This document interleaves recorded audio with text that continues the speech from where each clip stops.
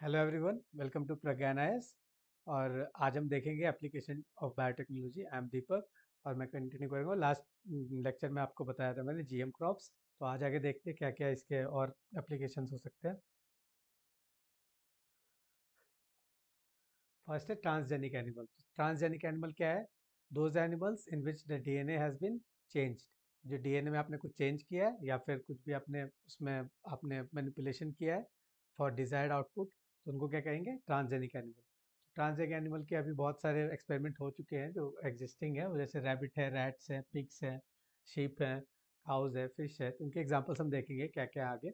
फिर लेकिन अभी भी जो 95% ट्रांसजेनिक एनिमल होते हैं, कौन से होते हैं? माइस होते हैं। माइस क्यों होते हैं? क्योंकि इनका जो लैब में टेस्टिंग के लिए बहुत ज़्यादा यूज़ है। तो और भी इसके बहुत सारे फैक्टर्स हैं, उनको भी हम देखते हैं क्या क्या फैक्टर है। क्यों क्यों होते हैं माइस? क्योंकि आपको पता है कि इनका जो बायोलॉजिकल और बिहेवियर कैरेक्टरिस्टिक्स है, जो फिजियोलॉजी है इनकी या फिर इनका जो ऑर्गन्स है इनके, तो वो बहुत सिमिलर है। और जेनेटिक मेकअप भी अप टू 95% ह्यूमन से सिमिलर है। तो इसको क्या बोलते हैं, वो मानते हैं कि ह्यूमन कोई भी एक्सपेरिमेंट आप माइस पे कर रहे हो तो वो मॉडल की तरह यूज़ कर सकते हो आप किसके लिए? ह्यूमन के लिए। इसलिए इनका ज़्यादा अभी 95% आपको जैसे मैंने बताया कि ट्रांसजेनिक एनिमल कौन से होते हैं? माइस होते हैं। और एक इसका ये भी होता है कन्वीनियंस क्या क्या है इसके साथ, कि एक तो ये डोसाइल होते हैं। Docile means they are not very harmful. और ये क्या छोटे होते हैं, इजिली हाउस्ड, मतलब लैब्स में इनको इनके ऊपर एक्सपेरिमेंट करना आसान होगा as compare to other animals. तो ये एक आपको बता रहे हैं, यहाँ पे डायग्राम दिख रहा होगा। तो इसमें ये दिखा रहे हैं कि कैसे आप ट्रांसजेनिक एनिमल को प्रोड्यूस कर रहे हो।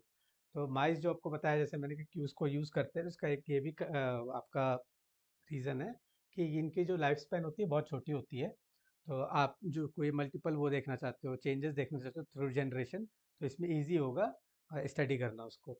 और इनका क्या होता है, जेस्टेशन पीरियड जो होता है ना, आपको जेस्टेशन पीरियड बहुत इंपॉर्टेंट है। यूपीएससी ऐसी चीज़ें पूछ रहा है आजकल। जेस्टेशन पीरियड कितना होता है? जेस्टेशन पीरियड इसमें होता है ओनली 20 मंथ्स, 20 डेज। 20 डेज है, यानी कि फास्टर होगा, फास्टर रिप्रोडक्शन होगा। तो आप अगर कोई चेंज देखना चाहते हो अपकमिंग जनरेशन्स में, तो आप इजीली उसको क्या कर सकते हो? स्टडी कर सकते हो। तो इसलिए माइस का यूज होता है। माइस कैसे आप प्रोड्यूस करोगे ट्रांसजेनिक माइस? तो दो मेथड हो सकते हैं। एक तो आपने इसका एग एक्सट्रैक्ट किया, बॉडी के बाहर एग को एक्सट्रैक्ट करके उसको फर्टिलाइजेशन करेंगे, इन विट्रो फर्टिलाइजेशन। फर्टिलाइजेशन से पहले क्या करोगे आप? एग का जो भी वो होगा, न्यूक्लियस है, उसको चेंज करके आपको जो डिजायर्ड वो चाहिए, जीन चाहिए न्यूक्लियस के अंदर, वो इंसर्ट कर दोगे, आप इंजेक्ट कर दोगे। फिर उसको आप उस एग को फर्टिलाइज करके माइस के अंदर इंट्रोड्यूस करोगे। तो इससे जो अब जो ऑफस्प्रिंग आएगा वो क्या होगा? ट्रांसजेनिक माइस होगा। तो ट्रांसजेनिक माउस आपका बर्न होगा कैसे? क्योंकि आपने पहले ही चेंज कर लिया था उसके जो जायगोट होगा, उसके आप जो जेनेटिक मेकअप है उसको आपने चेंज कर लिया। फिर दूसरा क्या है कि आपने स्टेम सेल निकाला एम्ब्रॉय से। एम्ब्रॉय से स्टेम सेल निकाला किसके? प्रेग्नेंट कोई माउस है उससे। और उसके एम्ब्रॉय में आपने जीन ट्रांसफ़र किया, उसके स्टेम सेल में जीन ट्रांसफ़र करके और फिर क्या किया? उसको दोबारा इंजेक्ट कर दिया किसमें? ब्लास्टोसिस्ट पे। ब्लास्टोसिस्ट क्या होता है? जो आपका डेवलप होता है बेबी फ्रॉम फर्टिलाइज्ड एग से, जो स्टेजेस होते हैं, तो उसमें ब्लास्टोसिस्ट अराउंड 100 सेल होंगे इसमें। तो इसमें आप इंट्रोड्यूस कर दोगे क्या? जो आपने जेनेटिकली मॉडिफाइड स्टेम सेल है, उसको आपने इसमें इंट्रोड्यूस कर दिया। फिर री इंट्रोड्यूस करेगा कहाँ पे? माइस के बॉडी में। तो माउस के बॉडी में जब जाएगा ये, तो इससे जो बेबी आएगा वो क्या होगा? सिमेरिक माउस जो बॉर्न हो जाएगा। तो फिर ये इसके आगे जो ऑफस्प्रिंग होंगे, उनमें देखेंगे कि ये ट्रांसफर हो रहे कि नहीं कैरेक्टरिस्टिक्स जो आपने उसमें प्रोड्यूस किया था, जो आपने चाहा था वो रेप्लिकेट हो रहा है कि नहीं। तो ये जो आएंगे ऑफस्प्रिंग वो भी क्या होंगे? ट्रांसजेनिक होंगे, क्योंकि इनके जेनेटिक मेकअप में आपने चेंज कर दिया है। ये हो गया जो मेथड है कैसे आप इसको अचीव कर रहे हो। फिर क्या होगा? और आप ट्रांसजेनिक एनिमल बना क्यों रहे हो? तो एक तो ट्रांसजेनिक एनिमल बनाने के बहुत सारे रीजंस है। तो पहला एक रीज़न होता है कि जो फिजियोलॉजी और डेवलपमेंटल स्टडी है, तो आप क्या माइस में ये फास्टर कर सकते हो या फिर किसी ट्रांसजेनिक एनिमल में फास्टर कर सकते हो as compare to human. Human के जो लाइफ स्पेन बड़ी है, तो उसमें वो स्टडी करने में डेवलपमेंट टाइम लगता है। तो आप कोई भी अगर चेंज कर रहे हो उसमें, जीन में उसका क्या इम्पैक्ट हो रहा है, क्या इफेक्ट हो रहा है बॉडी के ऊपर, वो सब आप स्टडी किस में कर सकते हो, बेटर इसमें कर सकते हो जो ट्रांसजेनिक एनिमल है। तो वो उसका एक मॉडल देगा आपको ट्रांसजेनिक एनिमल ह्यूमन के रिस्पेक्ट में। ये हो गया। दूसरा क्या है कि कोई मेडिसिन है, जैसे कि कोई वैक्सीन प्रोड्यूस हुआ, कोई मेडिसिन है या कोई कॉस्मेटिक प्रोडक्ट है जिसको आपने ह्यूमन कंजप्शन के लिए, ह्यूमन एप्लीकेशन के लिए बनाया है, तो उसके पहले टेस्टिंग करेंगे। टेस्टिंग करके क्या करेंगे, और इन पे देख लेंगे कि क्या इसके साइड इफ़ेक्ट्स हो सकते हैं पॉसिबल, या फिर क्या क्या इफेक्टिवनेस कितनी है इसकी, क्या है वो सब। जब टेस्टिंग हो जाएगी तो फिर अप्लाई करोगे आप किस पे, ट्रांसजेनिक ह्यूमन को। आप बोलते हो कि अप्रूव फॉर, अप्रूवल मिलती है किसके, ह्यूमन कंजप्शन के लिए उन चीज़ों की। और एक अभी रिसेंट में आपने सुना होगा कि हार्ट ट्रांसप्लांट हुआ था किसका, यूएस में एक बंदे का, क्या, जेनो ट्रांसप्लांटेशन बोलते हैं उसको। तो हार्ट ट्रांसप्लांट के पिग का हार्ट जो ह्यूमन को आपने वो किया था, ट्रांसप्लांट किया था। अब ऑर्गन डोनेशन में क्या प्रॉब्लम है कि बहुत सारे आपको रिक्वायर्ड है कि लाइन अप है people for organ donation, there waiting waiting list इतनी बड़ी है, और ऑर्गन जो डोनेशन है वो बहुत कम है as compare to the waiting list. तो फुलफिल नहीं हो रहा रिक्वायरमेंट।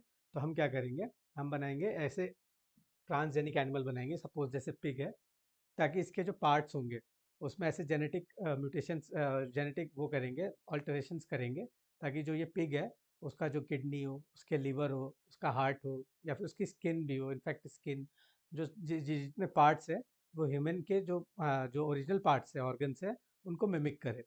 तो उनको मिमिक करेगा तो क्या होगा, जब जब ये पिग बड़ा होगा तो इसमें से ऑर्गन हार्वेस्ट कर लोगे आप। जैसे किडनी की रिक्वायरमेंट है, किडनी हार्वेस्ट किया आपने। आपको रिक्वायरमेंट है स्किन की, तो फॉर ग्राफ्टिंग, तो वो स्किन आपने वहाँ से एक्सट्रैक्ट किया, और फिर वो ह्यूमन में आप यूज़ कर पाओगे ट्रांसप्लांटेशन के लिए। तो ऐसे ट्रांसप्लांटेशन को क्या बोलते हैं, जेनो ट्रांसप्लांटेशन। तो जेनो ट्रांसप्लांटेशन में जेनो वहाँ से आता है, एनिमल से आता है, और ट्रांसप्लांटेशन जो होती है नॉर्मल वो। तो जेनो ट्रांसप्लांटेशन में इनका यूज़ हो रहा है ट्रांसजेनिक एनिमल का। तो ये भी एक यूज़ है। और क्या आपने कोई प्रोड्यूस करना है, कोई बायोसिंथेसिस करनी है किसी प्रोडक्ट की, जो प्रोडक्ट अभी ह्यूमन की रिक्वायरमेंट है, और उसको नेचुरली प्रोड्यूस करना है, तो वो कैसे होगा, वो ट्रांसजेनिक एनिमल में वो जीन प्रोड्यूस आप इंट्रोड्यूस करोगे, ताकि वो जो प्रोडक्ट है जो आपको चाहिए वो एनिमल प्रोड्यूस कर पाए। तो इसका एक एग्जांपल था क्या, रोजी काऊ है। रोजी काऊ में क्या आपने जीन इंट्रोड्यूस किया, ताकि ह्यूमन प्रोटीन होती है अल्फा 1 एंटीट्रिप्सिन। ये क्या, मिल्क जो आपका काऊ मिल्क होता है ना, उसको बहुत ज़्यादा जो फीमेल होती है लैक्टेटिंग पीरियड में, कोई बहुत सारी फीमेल जो होती है वो लैक्टेशन नहीं कर पाती है, तो बेबी की जो रिक्वायरमेंट है मिल्क की, वो पूरी कर पाएगा ये जो मिल्क होगा, क्योंकि इसमें जो प्रोटीन चाहिए ना, अल्फा 1 एंटीट्रिप्सिन, वो उस काव के मिल्क में मिलेगा, जो कि आपकी जो रिक्वायरमेंट नहीं हो रही है पूरी, उसको रिप्लेस कर सकते हैं फिर उस मिल्क से। तो ये एक एग्जांपल है ट्रांसजेनिक एनिमल का, जो कि पहले हो चुका है 1997 में, रोजी काऊ का।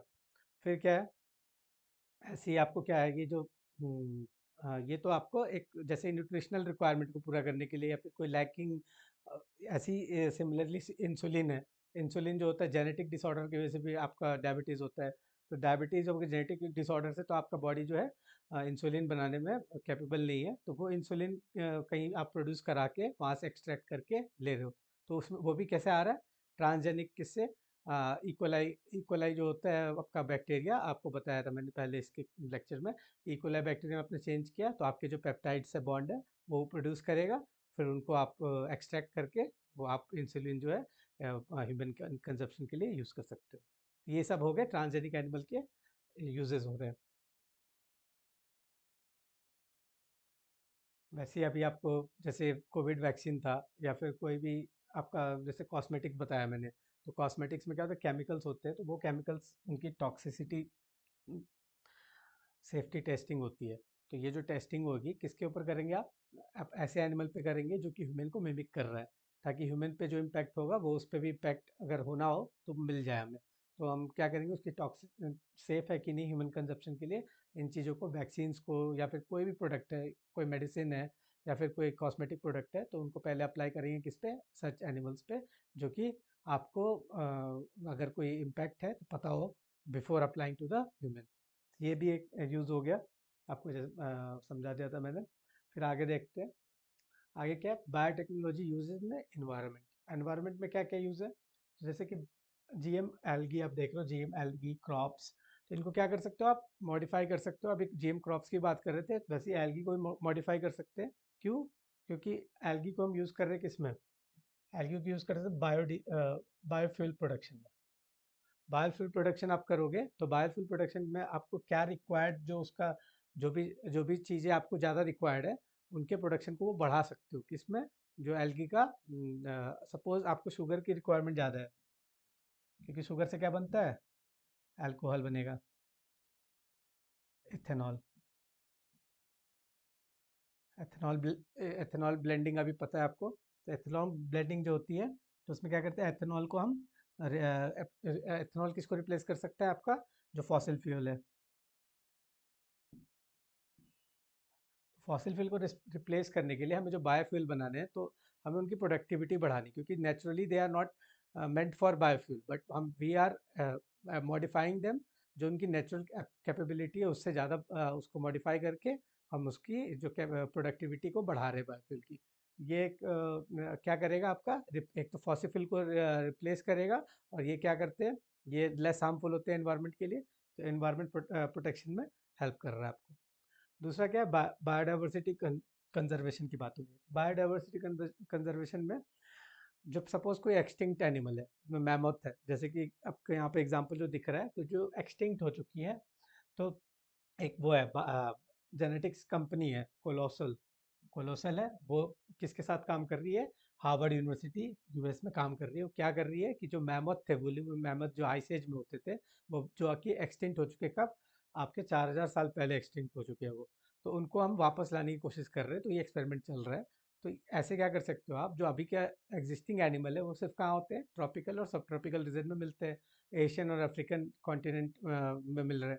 तो इनको आपको कहाँ लाना है, जो आपके लोअर लैटिट्यूड से, जहाँ पे क्लाइमेटिक कंडीशन बहुत हार्श है, कोल्ड है, तो वहाँ के लिए आप वूले मैमथ अगर बनाना चाहते हैं, तो आप जो जीन होंगे जो एक्सट्रैक्ट होते हैं फॉसिल से, उनके फॉसिल्स मिले हैं ना वूले मैमथ के, उन जीन्स को आप इसमें इंट्रोड्यूस करोगे, क्या किसके लिए, उनके जो ईयर होते थे वो बहुत छोटे हो जाते थे, क्यों, क्योंकि हीट लॉस कम होता है, ईयर छोटे हो जाते हैं तो पोलर रीजन में, फिर वो करने ये उनका जो कोट होता है, फर कोट होता है, उसको प्रोड्यूस करने में, तो आप ये जो नॉर्मल एनिमल है, एलिफेंट्स हैं, उन पे इंट्रोड्यूस करके उनको कैपेबल बनाओगे, किसके लिए, better adaptability to the colder region. तो कोल्डर रीजन में तो ऐसे क्या होगा, आपका वूली मैमथ जो है वापस री इंट्रोड्यूस हो जाएगा एनवायरनमेंट में। बट इसमें कंसर्न्स क्या है, क्रिटिसिज्म ये है कि एक तो आप एक्सटिंक्ट हो चुका है वो 4000 साल पहले, 4000 साल पहले का इकोसिस्टम बहुत डिफरेंट था, आज का इकोसिस्टम अलग है।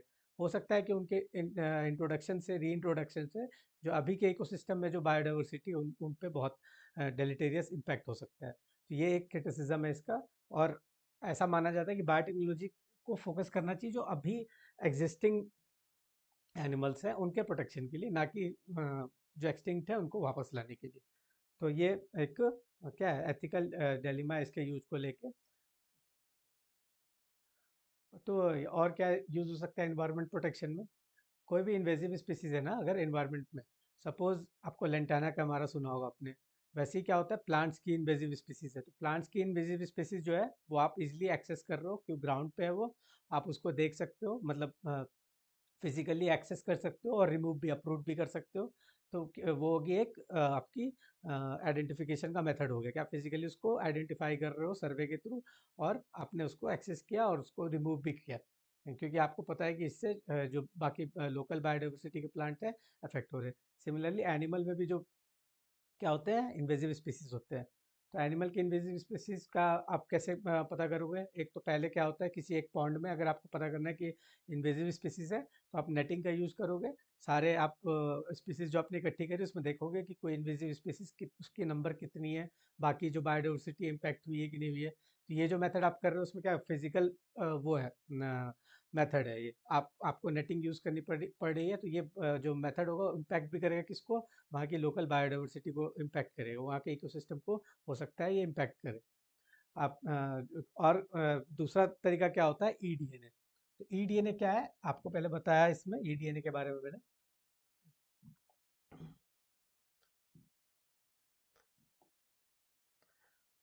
ईडीएनए क्या है, एनवायरमेंटल डीएनए। एनवायरमेंटल डीएनए कौन से होते हैं, जो कि एनवायरमेंट में ऑलरेडी प्रेजेंट है।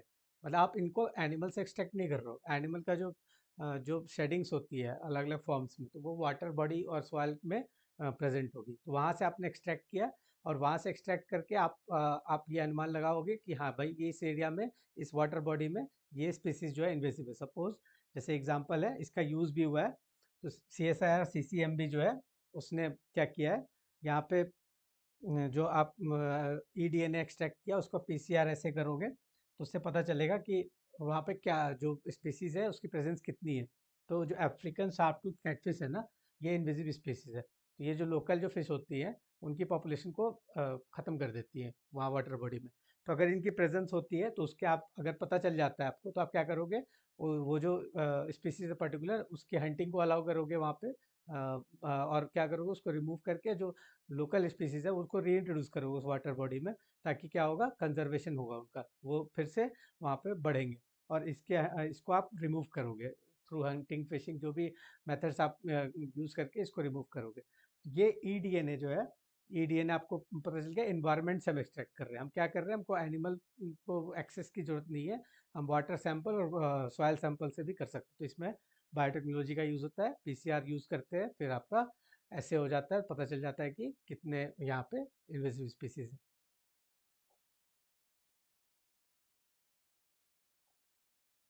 जीएम इंसेक्ट, तो आपको बताया था मैंने कि SIT मेथड होता है। तो इस मेथड में क्या करते हैं, स्टेराइल इंसेक्ट को आप रिलीज करते हो एनवायरनमेंट में। स्टेराइल मॉस्किटो को सपोज आपने रिलीज किया, तो क्या होगे, जितने भी मेल होंगे अगर स्टेराइल होंगे, तो जो ऑफस्प्रिंग होगी वो कम हो जाएगी उस सीजन में। ऑफस्प्रिंग कम हो जाएगी, धीरे धीरे ऐसी सक्सेसिव आप जब इंट्रोड्यूस करते रहोगे, तो क्या होगा, धीरे धीरे आपका नंबर ऑफ मॉस्किटो, जो कि एक वेक्टर है किसके, बहुत सारे डिजीजेस के लिए, जैसे कि आपका मलेरिया हो गया, डेंगू हो गया, और जैसे सिर्फ मॉस्किटो नहीं, फ्लाइट, जैसे आपका सैंड फ्लाई है, सैंड फ्लाई उसके लिए क्या चाहिए, चिकनगुनिया कॉज करता है। तो इनको इनको अगर आपको हटाना है, रिमूव करना है इन्फेक्टर्स को, तो एक मेथड है जीएम इंसेक्ट्स। तो जीएम इंसेक्ट्स का एक तो इनका ये यूज़ हो गया। दूसरा क्या यूज़ हो गया कि एक हेल्थ हेल्थ से रिलेटेड आपको यूज़ बता दिया कि डिजीज़ का जो वेक्टर है उसको ये डिक्लाइन करने में हेल्प करता है। दूसरा फूड सिक्योरिटी होगी। फूड सिक्योरिटी कैसे होगी, सपोज़ किसी रीजन में आपको आपको बी की रिक्वायरमेंट है कि पॉलिनेशन अच्छा नहीं हो रहा है, तो आप ऐसे बीज इंट्रोड्यूस करोगे जहाँ पे जो अच्छे पॉलिनेटर हो, ऐसे इंसेक्ट आप इंट्रोड्यूस करोगे जो कि पेस्ट कंट्रोल करे। सपोज़ लेडी बग एग्जाम्पल है जैसे, तो आपने उनको इंट्रोड्यूस किया, तो इससे क्या होता है, पेस्ट कंट्रोल होता है। और ये आपको बताया था मैंने, स्टेराइल मीन्स क्या करते हैं, पेस्ट पॉपुलेशन को डिक्लाइन करने में हेल्प करते हैं। सपोज जैसे बोरर्स होते हैं, तो बोरर्स आपने पहले पढ़े, जैसे ब्रिंजल हो गया, कॉटन हो गया, इन सब का क्या कॉमन वो है कि बोरर जो होते हैं इनको डिस्ट्रॉय करते हैं, इनके जो बड होते हैं, इनकी जो इनिशियल स्टेज होती है फ्रूटिंग की, उनको डिस्ट्रॉय कर देते हैं, तो आपका प्रोडक्शन डिक्लाइन हो जाता है। तो इन बोरर्स को अगर स्टेराइल मेल होगा, तो क्या होगा, रिप्रोडक्शन होगा ही नहीं। तो ये जो बोरर क्या होते हैं, इनिशियल स्टेज होते हैं किसके, इंसेक्ट के, तो वो आएंगे ही नहीं, तो यानी कि बोरर का पॉपुलेशन डिक्लाइन हो गया, आपने पेस्ट कंट्रोल भी कर लिया। तो आप जो ट्रांसजेनिक इंसेक्ट्स हैं उनके और भी एप्लीकेशंस है, बस खाली इसके लिए नहीं कि डिजीज कंट्रोल और आप उसके लिए यूज़ कर रहे हो उनको, पेस्ट कंट्रोल के लिए एप्लीकेशन और क्या क्या है। तो increase food production, increase food production कैसे, इंक्रीज फूड प्रोडक्शन हो गया, protein production for health, health care purpose, and honey production. तो इन सबको देखते क्या क्या है। एक तो पहली बात, जब फूड प्रोडक्शन में क्या वाइटल रोल प्ले करता है, क्या, इंसेक्ट पॉलिनेशन में प्ले करता है। ठीक है, तो पॉलिनेशन जब आप इंसेक्ट का नहीं हो पा रहा है किसी रीजन में, तो वहाँ पे कोई ऐसा आपने रिलीज किया ट्रांसजेनिक इंसेक्ट जो कि पॉलिनेशन में हेल्प कर रहा है, वो एक मेथड हो गया। दूसरा क्या है, प्रोटीन प्रोडक्शन कैसे, तो अभी जो प्रोटीन को सब्सटीट्यूट करेंगे, जो एनिमल प्रोटीन आप ले रहे हो ह्यूमन के लिए कंजप्शन के लिए, वो दिस इज़ नॉट एनफ। जो डेवलपिंग नेशन या अंडर डेवलप्ड कंट्रीज़ है, वहाँ पे एनिमल रियरिंग बहुत महंगा है और वहाँ पे नहीं कर पा रहे हैं, तो वहाँ पे क्या करते हैं, इंसेक्ट को as a substitute for protein use कर रहे हैं। तो अभी इसका अफ्रीका में और साउथ ईस्ट एशिया में आप प्रेवलेंस देख सकते हो कि इंसेक्ट का को एज ए सब्स्टिट्यूट यूज़ कर रहे हैं, किस लिए, प्रोटीन के सब्स्टिट्यूट के लिए। फिर क्या, हनी प्रोडक्शन हो गया, तो हनी प्रोडक्शन को आप इंक्रीज करना है किसी रीजन में, तो ऐसे आप बीज को इंट्रोड्यूस करोगे जो कि हनी प्रोडक्शन ज़्यादा करती है। तो ये सब यूज क्या करेंगे, फूड सिक्योरिटी प्रोवाइड करते हैं आपको। फिर यहाँ पे क्या है, improvement in beneficial insects like pollinators, ये आपको जैसे समझाया मैंने। इकोनॉमिक एप्लीकेशन क्या है कि एग्री प्रोडक्ट तो प्रोडक्शन तो बढ़ेगा ही इससे, ठीक है। और प्रोडक्टिव इंसेक्ट, सपोज सिल्कवॉर्म है, तो सिल्कवॉर्म में आप क्या करते हो, जो उसका ककून होता है ना, तो ककून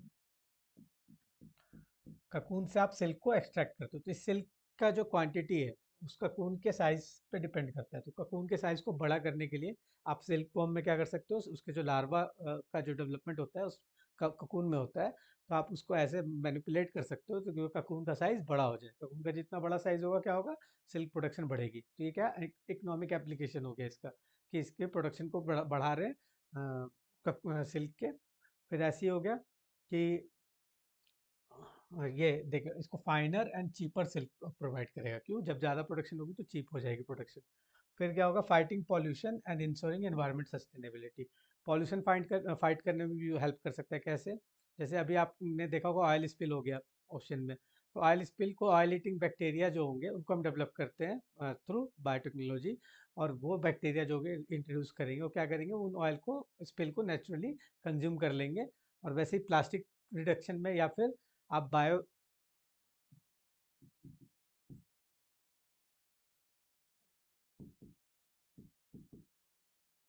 रिमीडिएशन आपने सुना होगा टर्म। तो बायो रिमीडिएशन क्या होता है, सपोज ऐसा जो भी आपका कोई हार्मफुल सब्सटेंस है जो एनवायरनमेंट में, सपोज जैसे कि हैवी मेटल्स हो गए या फिर आपके रेडियो एक्टिव एलिमेंट्स हो गए, तो इनको रिमूव करने के लिए आप क्या करोगे, ट्रांसजेनिक जो बैक्टीरिया होंगे या फिर अदर इंसेक्ट या फिर प्लांट्स भी होते हैं, उनको आप ग्रो करते हो। तो वो क्या करते हैं, जो इन्वायरमेंट से वो जो भी टॉक्सिक मटेरियल है उसको एब्जॉर्ब करके उनको, उनका केमिकल नेचर चेंज कर देते हैं बायोलॉजिकली। तो ये बायोलॉजिकली हो गया, तो इसको क्या बोलेंगे, बायो रिमीडिएशन हो गया। तो ये बहुत हेल्प कर सकता है किसमें, अभी लैंडफिल इशू देख रहे हो, तो लैंडफिल का साइज रिड्यूस करने में हेल्प कर सकता है ये, ठीक है, बायो रिमीडिएशन।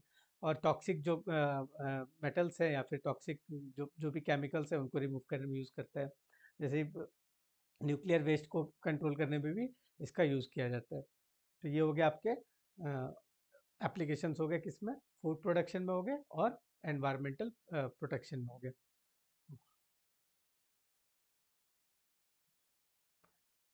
कंसर्न्स क्या है, आप इंट्रोड्यूस ऐसा इतने सारे एप्लीकेशन है तो इंट्रोड्यूस क्यों नहीं कर देते, तो कंसर्न्स ये है कि इकोलॉजिकल रिस्क है।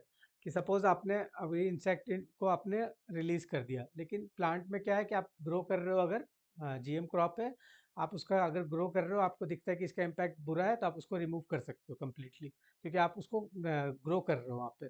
और इंसेक्ट आपने इंट्रोड्यूस एक बार कर दिया इन्वायरमेंट में, तो फिर आपको सारे इंसेक्ट को ट्रैप करना बहुत डिफिकल्ट हो जाता है, वो फैल जाते हैं और फिर क्या करेंगे, वो पूरे इकोलॉजी को इम्पैक्ट कर देंगे। तो ये डिफिकल्टी आती है इंसेक्ट के इंट्रोडक्शन में। और क्या है, ह्यूमन पे क्या इम्पैक्ट होगा, सपोज आपने अगर स्टेराइल मॉस्किटो इंट्रोड्यूस किया है, उसके जो ऑफस्प्रिंग आएंगे, अगर वो फीमेल होंगी और वो बाइट करती है ह्यूमन को, तो उनके बॉडी पे क्या इम्पैक्ट होगा, उसको भी अभी देखना बाकी है। तो ये भी एक वो आता है, इम्पैक्ट आता है। आपने ट्रांसजेनिक मॉस्किटो आपने इंट्रोड्यूस किया, तो ट्रांसजेनिक मॉस्किटो में क्या करते हैं कि आपका जो ऑफस्प्रिंग होगा वो प्री मैच्योर डेथ होगी उसकी, ताकि वो जो मैच्योरिटी ना ले पाए और वेक्टर को आपको वो ना कर पाए, स्प्रेड नहीं कर पाए डिजीज को। बट उसमें से कुछ ऑफस्प्रिंग जो होंगी वो आगे बढ़ेंगी, और वो अगर वैसे जीन को इंट्रोड्यूस करती है ह्यूमन में, तो उसका इम्पैक्ट हो सकता है। तो ये भी कंसर्न है इससे रिगार्डिंग। फिर अगर बायो वेपन, आप ऐसे इंसेक्ट भी बना सकते हो जेनेटिकली इंजीनियर्ड, जो कि अगर रिलीज किया जाए किसी एरिया में तो सर्टेन डिजीज को स्प्रेड करे। तो ये भी एक कंसर्न है इससे रिलेटेड। रेगुलेटरी चैलेंज क्या है कि गवर्नमेंट की गाइडलाइन है जेनेटिकली इंजीनियर्ड इंसेक्ट के लिए, और क्या, जो नेशनल गाइडलाइन है जीन थेरेपी, इन सब के लिए गाइडलाइन जो आई है 2023 में ही आई है अभी। तो 2023 में जो आई है उसमें अभी देखते हैं आगे आगे क्या उसमें कमी दिख रही है, क्या एम्बिग्यूटी है, उनको समझ लेंगे। फिर एथिकल कंसर्न्स है कि आप human should not act as God. आप चेंज नहीं कर सकते, छेड़छाड़ करना नेचर के साथ, तो नेचर क्या करती है, आपको वापस उसमें आपको इफेक्ट दिखता है, भले वो शॉर्ट टर्म में दिखे या लॉन्ग टर्म में दिखे, लेकिन उसका इफेक्ट दिखता है। तो इसलिए आप, ये भी कंसर्न है कि क्या हमें छेड़छाड़ करना चाहिए कि नहीं करना चाहिए। ये आपके हो गए कंसर्न्स रिलेटेड। अभी आपको बताया था मैंने कि गाइडलाइन जो है जेनेटिकली इंजीनियर्ड इंसेक्ट के लिए, तो 2023 में आई है, तो वो देखते हैं क्या क्या है।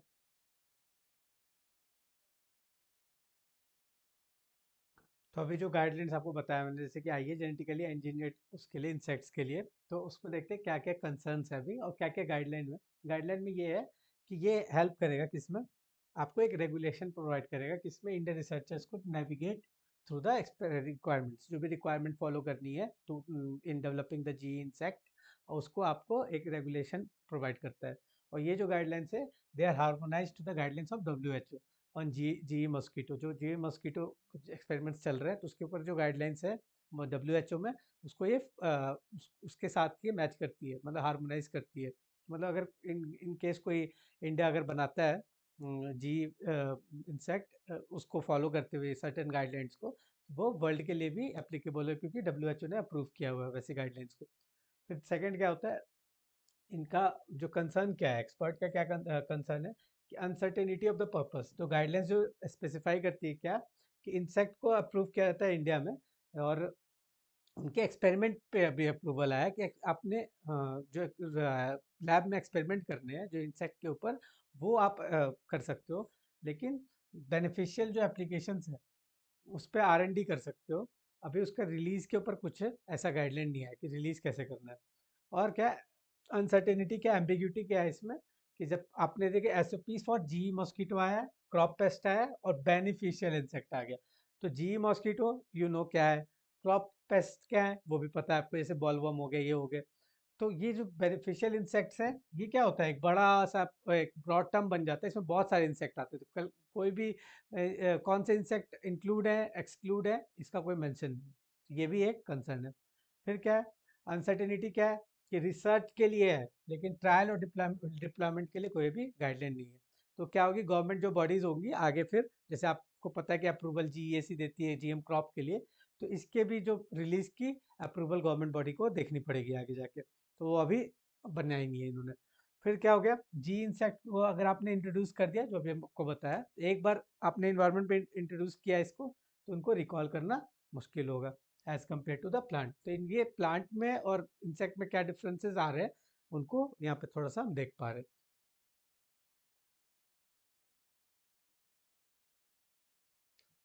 ये आता है आपका जीनोम इंडिया प्रोजेक्ट। अभी इंपॉर्टेंट टॉपिक बनता है क्यों, करंट में आपने देखा होगा रिसेंटली 27 फेब को ना अनाउंस किया गवर्नमेंट ने, डिपार्टमेंट ऑफ बायोटेक्नोलॉजी ने, कि हमने 10,000 जो हमारा टारगेट था होल जीनोम्स की सिक्वेंसिंग कर ली है। और 10,000 जो सिक्वेंसिंग की है, तो इसके पहले आपको देखते हैं क्या था, आपको पता होगा कि वर्ल्ड जीनोम प्रोजेक्ट था आपका एक। तो ह्यूमन जीनोम प्रोजेक्ट जो था वो वर्ल्ड लेवल पे था। उसमें उसमें क्या की थी, जीनोम सीक्वेंसिंग की गई थी ह्यूमन की कंप्लीट। बट स्टिल उसमें 99% जो जीनोम सीक्वेंस है कंप्लीट कर लिया गया था। दे आर सर्टेन गैप्स जो होते हैं वो अवेलेबल है अभी भी उसमें। तो वो भी एक्सपेरिमेंट चल रहा है, लेकिन यहाँ पे हमने 10,000 जो जीनोम सीक्वेंसिंग कर ली है। तो जीनोम सीक्वेंसिंग में क्या होता है, इसमें भी गैप्स अवेलेबल होंगे। तो जीनोम सीक्वेंसिंग में आपको मैंने पहले पढ़ा चुका हूँ कि जो भी आपका 80 GC है ना, ये क्या न्यूक्लियोटाइड्स होते हैं, तो बेस पेयर बनाते हैं ये। तो इनकी आइडेंटिफिकेशन करनी है, तो इनकी आइडेंटिफिकेशन करके जो ह्यूमन में जितने भी जीन्स हैं, बट आपको पता है ऐसे कितने बेस पेयर होते हैं इनके, 3.3 बिलियन बेस पेयर होते हैं। तो इनको आइडेंटिफाई करके इनकी कोडिंग क्या है पर्टिकुलर हर जीन की, वो आपने स्टोर किया डेटा, वो जो प्रोसेस है पूरा वो जीनोम सीक्वेंसिंग होता है। तो ये जो हमने जो डेटा स्टोर किया है इससे रिलेटेड, वो है पूरा 8 पीटाबाइट्स। 8 पीटाबाइट्स डेटा है, 80 GB का एक आपका जो होता है स्टोरेज स्पेस लेता है आपका एक सीक्वेंस। तो ऐसे करके हमारे पास 8 पीटाबाइट डेटा जो कंप्लीट हो चुका है किसमें, 10,000 उसके लिए इंडिविजुअल्स के जो जीनोम सीक्वेंस है उनको लिया है। तो ये डिफरेंट इंडिविजुअल है, डिफरेंट रीजन से है, इसका क्या सिग्निफिकेंस है वो देखते हैं। ये जो इनिशिएटिव आपको जैसे बताया कि डिपार्टमेंट ऑफ बायोटेक्नोलॉजी ने 2020 में इसरो के साथ मिलकर लॉन्च किया था इसरो, और इसमें बहुत सारे अदर इंस्टीट्यूशंस जो हैं इन्वॉल्व हैं बायोटेक्नोलॉजी के अंडर। जो जितने भी जैसे IISc बेंगलोर हो गया, ये सब भी इन्वॉल्व है। और क्या एम क्या था इसका, कि हमें करना था 10,000 इंडिविजुअल की जीनोम सीक्वेंसिंग, वो हमने अचीव कर ली है। ऑब्जेक्टिव क्या है, क्या जो इंडियन जेनेटिक वेरिएशंस है ना, उनको स्टडी करना है। इनको स्टडी करना है क्यों, क्योंकि आपने जो ह्यूमन जीनोम प्रोजेक्ट था तो वो इंडियन जेनेटिक वेरिएशंस को नहीं स्टडी कर रही थी। वो एक ह्यूमन को इन जनरल स्टडी कर रही थी। तो इंडिया की जो जेनेटिक वेरिएशंस है उसको स्टडी करने के लिए हमने ये अपना खुद का प्रोजेक्ट लॉन्च किया था। स्कोप क्या है इसमें? इसमें आपको पता है कि 20 प्लस इंस्टीट्यूशन आपको बताया आईआईसी बेंगलुरु जैसे वो है इन्वॉल्व है। तो इनके पास क्या होगा, एक ग्रिड तैयार हो गया, आपके पास एक डेटा बैंक तैयार हो गया है। तो जेनेटिक डाइवर्सिटी का जो हमारा पर्सनलाइज्ड हेयर हेल्थ केयर में हेल्प करता है, वो जो डेटा आपने तैयार कर लिया।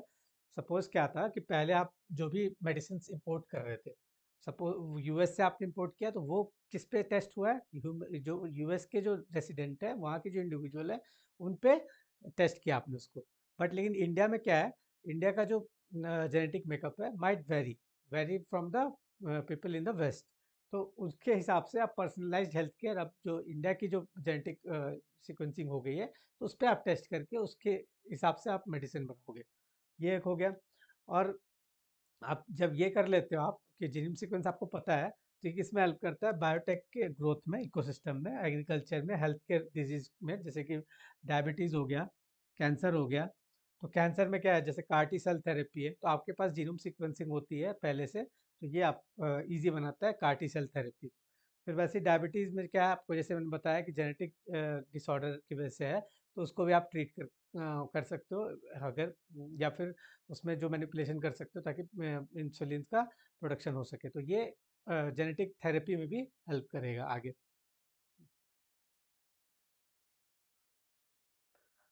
तो जीनोम सीक्वेंसिंग क्या है, ये आपको बताया था, जैसे मैंने अभी ब्रीफ आइडिया दे दिया था आपको कि एडेनिन जो है, साइटोसिन है, ग्यूनिन है और थायमिन है। तो ये जो आपके न्यूक्लियोटाइड है, तो ये किसी एक पर्टिकुलर सीक्वेंस में लगे होते हैं आपके उसमें जीन में।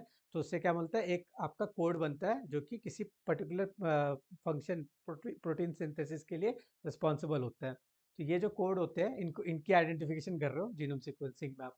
तो आपको अभी बताया 3.3 बिलियन के अराउंड होते हैं ये कोड, जेनेटिक लेटर्स। और ये जो ह्यूमन में तो डीएनए होता है, वायरसेस में आरएनए भी होता है, हम ह्यूमन की कर रहे हैं तो डीएनए सीक्वेंसिंग करेंगे। और जो ह्यूमन का जो न्यूक्लियस डीएनए है, माइटोकॉन्ड्रियल डीएनए भी है, और क्या है, राइबोसोमल आरएनए है, तो उन सबको भी आप इंक्लूड करोगे किसमें, जीनोम सीक्वेंसिंग के अंदर। तो ये आपको एक आइडिया मिल गया कि हर जो इंडिविजुअल होते हैं, जैसे कि स्पीसीज है, तो उसका एक सर्टेन सेट ऑफ वो होता है, जेनेटिक मटेरियल होता है। तो उस जेनेटिक मटेरियल के आइडेंटिफिकेशन को आप कर रहे हो, तो क्या कहेंगे? जीनोम सीक्वेंसिंग कहेंगे। जीनोम सीक्वेंसिंग का ब्रीफ हो गया ये आपका मेथड यूज होता है। ये आप डायग्राम में देख पाते हो कि आप जो आपने डीएनए एक्सट्रैक्ट किया, उनको उनको सीजर, मॉलिक्यूलर सीजर होगा ये, उसको डीएनए को एक्सट्रैक्ट करके वहाँ से मॉलिक्यूलर सीजर से आपने पर्टिकुलर किसी जीन को एक्सट्रैक्ट किया, उसके क्या करेंगे, आप मल्टीप्लाई करोगे पीसीआर से, पॉलीमरेज चेन रिएक्शन से मल्टीप्लाई करके। फिर ये होता है जेल इलेक्ट्रोफोरेसिस प्रोसेस होता है, जेल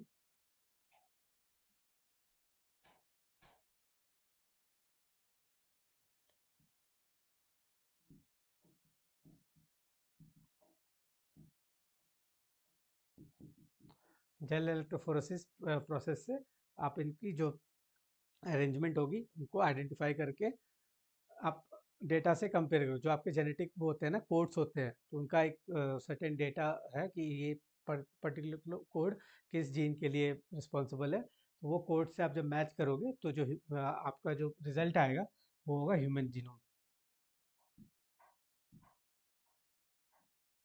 ह्यूमन जीनोम आपने स्टोर कर लिया वो डेटा। तो ये आउटकम क्या है, ये आपको क्या दिखाता है कि हमारे जो क्यों नीड है इसकी। हमारी जो पॉपुलेशन है ना, इंडियन पॉपुलेशन, उसमें 4600 डिस्टिंक्ट ग्रुप्स है। तो ये जो ग्रुप्स है अलग अलग क्यों बनते हैं, कैसे बन रहा है? एंडोगेमी एक रीजन हो गया। जैसे तो एंडोगेमी किस में होती है? कास्ट एंडोगेमी है, किसी ट्राइबल में, ट्राइब्स में एंडोगेमी है। तो उससे क्या होता है, वो डिस्टिंक्ट ग्रुप क्रिएट हो गया। हमारे यहाँ कितने हो गए? 4600। तो इन सबको आइडेंटिफाई कर लेंगे। तो हो सकता है जो मेडिसिन आपके नॉर्थ में काम कर रही है, या वो नॉर्थ ईस्ट के पॉपुलेशन पे काम ना करे, तो उनके हिसाब से वो मेडिसिन को डेवलप किया जाएगा। तो ये जो आइडेंटिफिकेशन है ना, वो किससे हो रहा है? जीनोम सीक्वेंसिंग से हो जा रहा है। फिर क्या, जो वेरिएशंस आपने बताया कि डिजीज कॉजिंग म्यूटेशंस भी होते हैं। सिकल सेल एनीमिया आपने सुना होगा, तो वो क्या है? वो म्यूटेशन है सेल का। तो उसमें जो आपके जेनेटिक डिसऑर्डर की वजह से क्या होता है, आपका जो ये डिस्क शेप आरबीसी होता है ना, ये ऐसा ना हो के सिकल के शेप का हो जाता है, तो इसकी जो ऑक्सीजन कैरिंग कैपेसिटी कम हो जाती है। अफ्रीका में इसको पाया जाता है, तो यहाँ के इंडिया के भी बहुत सारे ट्राइब है, इंडिया के भी बहुत सारे ट्राइब है जहाँ पे सिकल सेल एनीमिया है। तो ऐसे जैसे डिजीज हैं जो म्यूटेशन से हैं या फिर वेरिएशन से हैं जेनेटिक, उनको आइडेंटिफाई किया जा सकता है, उनको टारगेटेड आपका ट्रीटमेंट भी किया जा सकता है। ये इसका एक बहुत रेलिवेंट एग्जांपल हो जाता है। फ्यूचर इम्प्लीकेशंस क्या होंगे? पॉपुलेशन डाइवर्सिटी जो है उसको स्टडी करने में हेल्प कर रहा है, आपको पर्सनलाइज्ड मेडिसिन कर रहा है। और बायो बैंक इस्टेब्लिशमेंट, जैसे कि आपने देखा कि मैंने बताया था आईआईएससी बैंगलोर में क्या किया, 20,000 ब्लड सैंपल्स जो है ना, ब्लड सैंपल्स जो है उनको कलेक्ट किया गया है। तो जो वेरिएशंस होते हैं ना, जैसे कि इन जनरल ब्लड में जो भी कंपोनेंट्स है, उनमें सर्टेन जेनेटिक वेरिएशंस होते हैं जो हम स्टडी कर पाएंगे। जिसकी आरबीसी भी डिफरेंट हो सकती है, उनकी डब्ल्यूबीसी भी डिफरेंट हो सकती है, तो इनकी जो स्टडी होगी वो पॉसिबल हो पाएगी आगे जाके। डाटा आर्काइविंग, अब इसका जो मेन मेथड था ना, मेन जो मोटिव था, तो अब क्या किया आपने, जो डेटा मिला जीनोम सीक्वेंसिंग से, उसको स्टोर कहाँ किया है? ये इंडियन बायोलॉजिकल डेटा सेंटर है फरीदाबाद में, वहाँ पे आपने इसको स्टोर किया है। डिपार्टमेंट ऑफ बायोटेक्नोलॉजी के अंडर आता है ये इंस्टीट्यूट। तो इस यहाँ से कोई भी, जैसे आप, कोई कंपनी है जो अभी एक्सपेरिमेंट कर रही है किसी वैक्सीन पे, उनको जीनोम सीक्वेंस की रिक्वायरमेंट है, तो ये अवेलेबल होगा डेटा उनके लिए।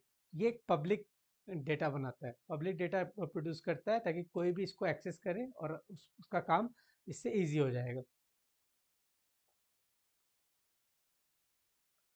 तो ये हो गया आपके जो लेटेस्ट टॉपिक था अभी, जीनोम सीक्वेंसिंग को लेके न्यूज़ में भी है। तो ये सारे एप्लीकेशन है किसके, बायोटेक्नोलॉजी के। नेक्स्ट क्लास में मैं आपको जितने भी क्वेश्चंस होंगे यूपीएससी के, उनको कंक्लूड करता हूँ इस टॉपिक को उसके साथ। तो फिर अभी बने रहिए हमारे साथ और subscribe to the channel. Thank you.